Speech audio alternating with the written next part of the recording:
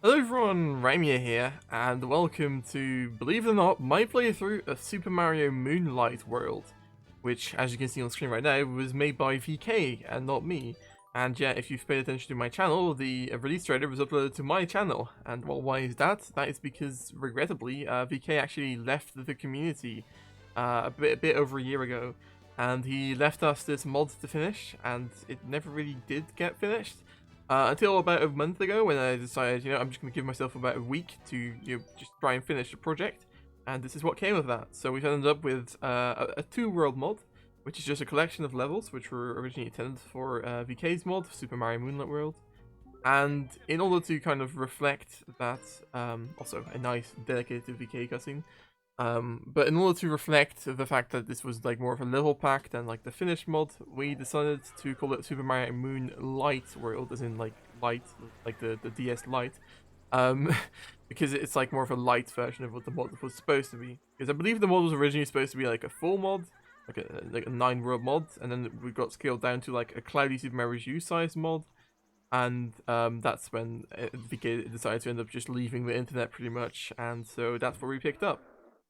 Um, and yeah, so we've got a bit of a custom world map here. So, like the World 1 map is kind of just the same. It's but just got like nighttime lighting because the entire mod takes place at nighttime. And the World 2 map is like pretty much the same thing, but Willy also went in and changed the sky here to be kind of like, nighttime sky. Because usually there's like a daytime sky here, and that would have looked weird. And also, of course, the lighting has changed. But yeah, without further ado, let's go into 1-1, Moonlit Meadows, Pumpkin Plains. Interestingly enough, also a bit of a custom loading screen there. Interestingly enough, we had to actually come up with all the level names for this level pack ourselves, because VK didn't really leave us all that much to work with. I say us, it was pretty much just me who did all of this, like, the final touches on the mod. But people like Dr. Tricky and Flizzle and other people also helped out, so that was nice of them. And yeah, we basically just came up with like these level names, and I'm pretty happy with the way they turned out. But I would have preferred it if we just had the level names that VK came up with originally. But yeah, sadly, he didn't leave us with much except for just like the levels and the backgrounds and the tile sets, and that was pretty much it. And even then, some of those are missing. So yeah, it was a whole thing compiling this mod basically. You can also see that there's some custom layout stuff going on. So the lives counter is red, and also the coin counter actually looks like the Moonlight World coins, which as you can see are also kind of like cool. They have like a little moon in them. And then there's actually a moon counter, because as you already just noticed probably, there are actually moons in this world, which is also partially why it's called Moonlight World. The other reason, of course, being because every level is nighttime. And yeah, that moon counter was actually slightly changed compared to the way I think Kisanati made the layouts for this mod. I decided to kind of change the layout a bit there because I didn't really like the original image that was made for that. So I made one that I think looks a lot better. And that one was also used throughout just about the entire mod. So in any menu where it would have said star coins, or there would have been a star coin icon or whatever, I made sure that it now has a moon icon. Something else I did for the mod was adding these like custom little midway flags. They look nice. They've all got the purple like pole and stuff, but yeah. There's also custom music, which I think this one was made by Brick Block. I don't really know.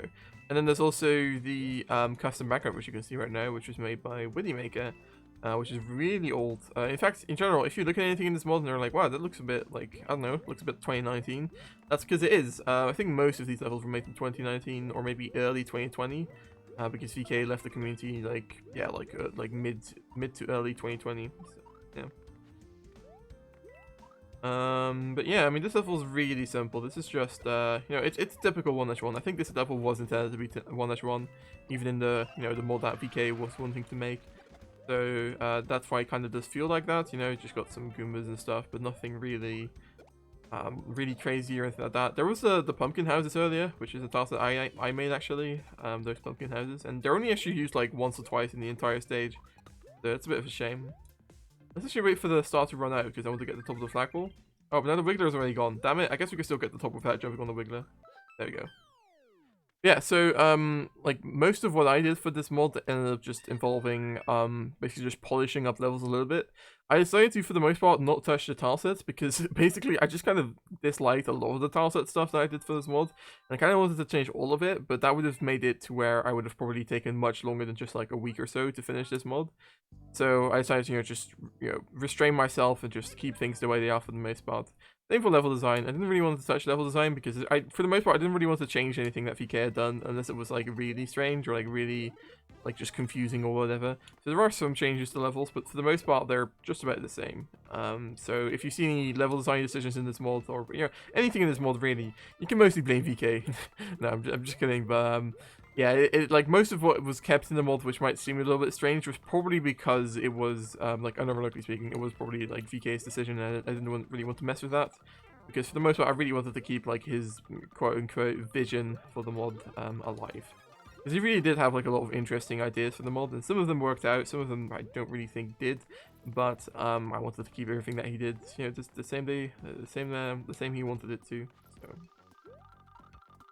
this is an interesting level. I don't love this level per se. In fact, in general, actually, that's the first moon up here. I remember all the moons are because I made these levels, and well, I didn't make these levels. I worked a lot on these levels. I didn't really make them. So yeah, that's nice. What was I gonna say? I don't really love this level. It's like it uses snake blocks and stuff, but it only barely uses them. And apart from that, it's a bit just weird, and like the fact that it uses fire bows, I find very strange, and I don't know. It's not great. I also don't really love the background turning, but overall, it's still a fine stage. I do like how, I suppose, atmospheric it is. And also uses this style set, which for a time was also going to be used in Cloudy 2, because I made this style set. I made all of the tile sets in this mod pretty much. I can point out whenever I haven't made the tile set on screen, but for the most part I did. Except for like some parts, like these crystals here, for example, are custom modeled by VK, I believe. So I didn't make those. But yeah, for the most part, I made most of these tileset elements at least by Yoshi. Yeah. I was gonna say again, yeah. So this tileset was going to be used in Cloudy 2, and it has also shown up in some other mods. And yeah, it's a bit weird. It's like Wii Underground, but like recolored and stuff, but also not quite. And also has like some other patterns across it to kind of give it like more of a crystal vibe. And it's kind of strange, but I don't know. I guess it does fit for the vibe that this level is going for. Like I do like it within the context of this level at least, but it has since been removed from Cali 2. Yeah, there's a pipe down here. There we go. Which leads to a very strange bonus room. This bonus room is completely dark, so like Mario just doesn't cast a shadow or not shadow, a light beam in this section. That's also I guess why these signs are here, is to kind of indicate that you can go back into the pipe and escape. Because this section is only really possible if you like know what's going on, or if you have like a fire flower or a baby Yoshi or something like that to actually light your way. Otherwise, it's pretty much impossible. Or I feel like I've once tried when I didn't really understand the level yet. When I once tried to actually play that section, and I think I got through it without being able to see anything and without knowing anything about the section. So I guess it is possible, but yeah. And now we end up in the forest section, which is another thing I changed personally, because originally this stage ended in the beach section, but the only beach stage in this mod has ended up being in World 2, so that's why I decided to make this forest, because the other stages in this world are forest. Also that pipe entrance there is something I added, because originally the way to get into this bonus room was like re-entering the pipe you came from in that section, but there was like no indication for that. That was kind of just like a lazy bonus room pipe, I suppose. So I decided to kind of fix that. And I hope VK doesn't mind. I do kind of hope that VK does end up seeing that we did go through the trouble of actually doing this. I know he really did want people to release this mod for him when it came to it, but yeah, I don't know. Like there was also like a time where like Super Mario Evolution, which is the mod that Willy is working on, which I'm also helping out on, was going to use like some of the files from this mod. But we ended up deciding against that, which is kind of what led us to deciding, okay, let's actually really take a shot at releasing the files properly the way VK wanted us to then. And so that's how this mod has ended up, coming into existence. Right, and on to the tower, Tree Trunk Tower. I was gonna say Tree Trunk Trower or like Tree Trunk Trousers, but because like the alliteration there kind of almost makes it feel like that would be appropriate there, but no. That's another stage name we of course came up with, because like I said, we had to come up with all the stage names. That wiggler there kind of glitches into the wall, and I guess I should have probably fixed that, but that was also in the original stage, so I guess I decided to not do that, I don't know. You can get the star coin by kind of doing like a big jump here, I believe. Let me see if I can actually get this. Maybe. I don't know. I actually added that. I say star coin. I added that moon because originally this stage only actually had one moon. And there was a lot of stuff in the levels which was stuff like that, you know? Where things were just broken or unfinished or the entire level would crash or I don't know, anything like that. That happened a lot. So that's why I decided to, like, you know, for example in this stage, to add the moons back. And so there's 2 moons in this stage which are mine and 1 which is VK's. Also, I am screwing up royally in this section at the moment. I should really be paying more attention. This tower stage is actually like surprisingly difficult. Especially multiplayer. I actually played through this mod in multiplayer with some friends like a couple days ago. It was hell. But this mod isn't meant for multiplayer anyways. Most mods aren't. But what was I gonna say? Yeah, this regardless of multiplayer, this tower stage is quite difficult considering it's like a World 1 tower. And even in the original game, this was supposed to be like the first tower stage. So yeah, I don't know. I actually think I remember VK making this stage, like we were like in a call or something, and he was quite happy with it. But I also remember him saying like, "Oh yeah, I'll add." Like I don't know any of the Sakura locations or Moon locations, so I'll add this later.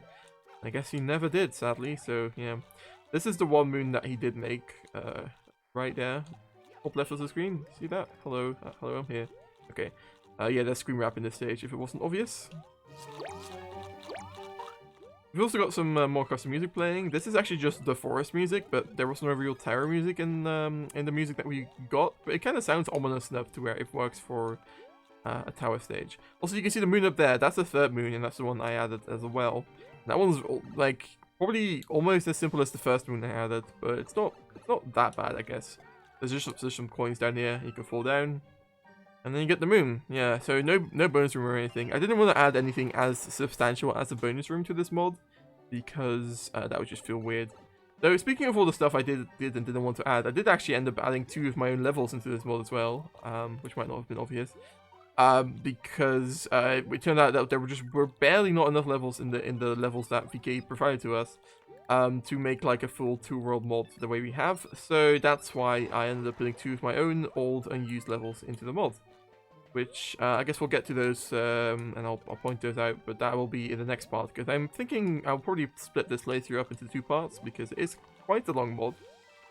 In fact, in general, even though this is only a 2-world mod, a lot of the levels are, you know, on the longer side for the most part, except with like a couple of exceptions.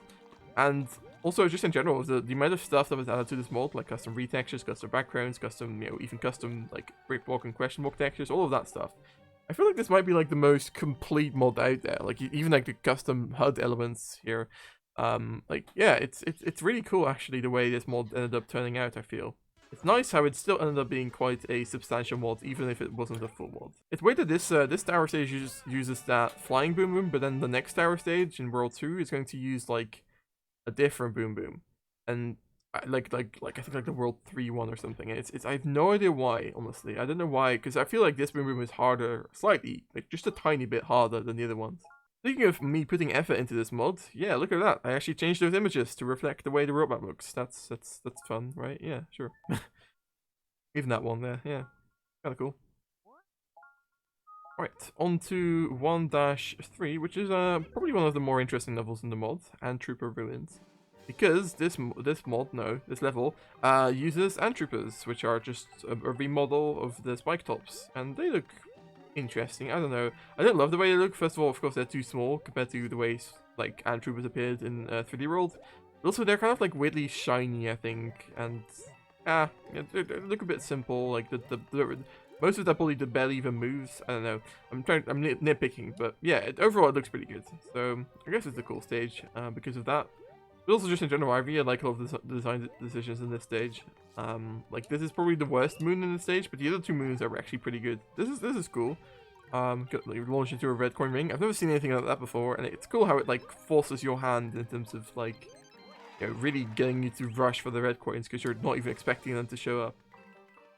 An interesting note about this stage is that originally, you see those like spiky vines like up here? Originally those actually damaged the player in this stage, but I found that really confusing because I actually made those vines. And I didn't intend for them to be like damage the player, and I find just the way it's used in the stage, it's like barely even noticeable unless like you just randomly walk into a tile. And I feel like most people will probably just end up getting confused as to why they're taking damage in the first place because it's not indicated in any ways. So I decided to just remove that entire, feature of those tiles, I suppose. And I feel like it just makes the stage better, honestly. Like, a lot of VK stages are already quite, well, not quite difficult, but on the more difficult side, I suppose. So I'd rather take away, like, some difficulty wherever I can, as long as it also makes sense for the level itself. This is another one of those fully dark bonus rooms, so this one's a lot more manageable because of the lights and stuff. There's a cool secret here where if you jump on this bramble, oh, damn it, hold on. I want to jump on the bramble. Some coins pop out, which is, yeah, it's a nice little detail. It feels very Nintendo-like, I suppose. And you might have already noticed that in a lot of the stages, the question and brick blocks are recolored to match the stage. Actually, that might have not been the case for the first couple of stages. No, it was definitely the case for the underground stage, yeah. Yeah, so this one has like kind of like a green and purple PA0, which fits perfectly with the background if you look at it. Like, the colors line up very well. It's very cool, actually. And I'm dead. Right. At least we get to hear the custom death sound. I've been talking a lot about, like, the kind of custom stuff that I added to the mod after VK left the project. But another huge thanks should go to Dr. Tricky, who actually dedicated his time to importing all of the custom music you hear, including that custom death sound. Like, on, like, short notice. Like, I just asked my friends, like, hey, anyone want to import the music? Because I really don't, and otherwise I'm probably just not going to include it. And he was like, yeah, sure, I'll do it. And sure enough, he did. So that's really nice of him. I know there was, like, a lot of effort put into that, because he even made sure to make all the loop points good, and all of the volumes match up pretty well. That kind of stuff. So I, like, really infinite thanks to him. Otherwise, I feel like this mod wouldn't have felt as complete as it does, you know, as I was talking about earlier. Anyways, let's not die to this section this time. This is kind of a cool setup here. You know, it's kind of something similar to what this version you also had, I think, in like 5- what would it be? 5-3, I think. With, like, you know, bramble going onto blocks that you spawn or something like that. I don't know. It's kind of a repeat of a similar thing that also happened at the beginning of the stage. Pipe cannon fires up, but this time you have to hit a switch. If I can. There we go. And that then destroys some blocks here, and now you can do this, which is actually kind of similar to a Luigi U stage. I guess that would be 5-3 from Luigi U. And yeah, it's quite cool. For a lot of these stages, I also actually moved over the goal poles quite a bit further, because I felt that a lot of them were way too easy. For example, that one. So, yeah. I'm not even going to bother grabbing Baby Yoshi, because he really is not intended for any of these levels whatsoever. So yeah, take Baby Yoshi at your own risk, I suppose. Bubble Bay Bayou, or Bayou, or whatever. This is an interesting stage. I don't know, it's definitely not one of the best levels in the mod, because it kind of just, like, you know, it doesn't really have anything that interesting in it. I tried to improve it a little bit by changing the last section up a little bit, but yeah, for the most part, it's not amazing, honestly. I don't know. Also, it's weird how if you look at the river plants there, they're like air shoots or whatever that come out of their mouth. They go behind the background rocks. I did consider removing the background rocks in sections like those, but I decided to just keep them because it doesn't look that out of place if you don't really pay attention to it. But once you see it, it's kind of hard to unsee, and it does look a little bit strange. Also, speaking of hard to see, there's a moon right here, which is quite a it's a bit of a lazy moon, but I guess it's not that bad because I've seen a lot of people skip it. So I guess it's actually quite well hidden. I guess I do really like the atmosphere of this this particular level. It's quite nice. It's quite unique. Like I guess it kind of doubles down on some of the themes you saw in the previous stage, like dark forest, purpley stuff. But like now it's like really like the entire level is like that pretty much. This is quite a kind of like a Starcoin in Newer Wii as well, I believe, with the because the water in this stage, if it wasn't obvious already, hurts you. There's all these death signs all around the place, and also there's some pipe bubbles in the water to kind of indicate that it's supposed to be like boiling, I suppose. Oh, what? Whoa! Do you see that acorn like kind of like rolling across the water? That was interesting. I've never seen that before. And yeah, now for an interesting section. So originally this section literally just has 3 boo circles and nothing else, but I added like, for example, this coin ring here, and I added like a power up at the end, and I added, I think there's like river plants here. Yeah, so those were added because I felt like this section was just very boring and like not much happened. So yeah, I'm hoping VK won't mind, from the grave. Hoping he won't be too bothered. There's like a power up here, and it even ends like with you going into a bubble. Just because I felt like it was weird that the entire stage was kind of like revolved around these bubbles, but then you didn't really see them like all that much in that second half. So yeah. Also, originally there was just a moon here, but there was like no camera limit. Now there is, so it kind of makes it a little bit better, though it's still quite random and just simple. I don't know.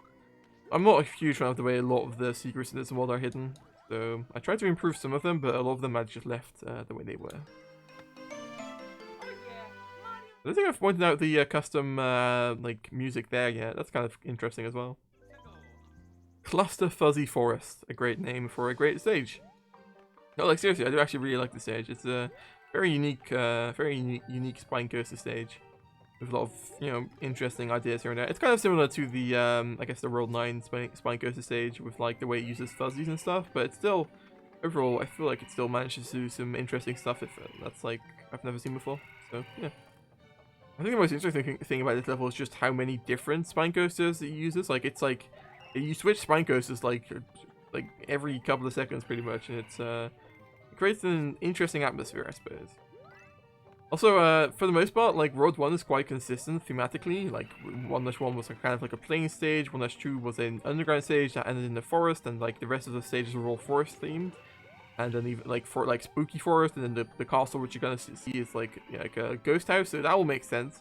But don't expect that for World 2. World 2 is called, I think, Moonlight Wilds, and that's for a very good reason. Like Wilds is a very vague term, and that's because World 2 is all over the place thematically, and that's because I kind of just shoved all of the levels that weren't forest or plains into World 2, because it kind of just worked out that way with the levels that were made. So yeah. Anyways, that was an interesting first section of that stage. Originally, this stage didn't have a midway checkpoint for some reason, even though there's this perfect location here for a midway checkpoint. So I added one, and yeah. Also, you might have seen so far that all of the moons in the different stages have like different colors that kind of match the stage.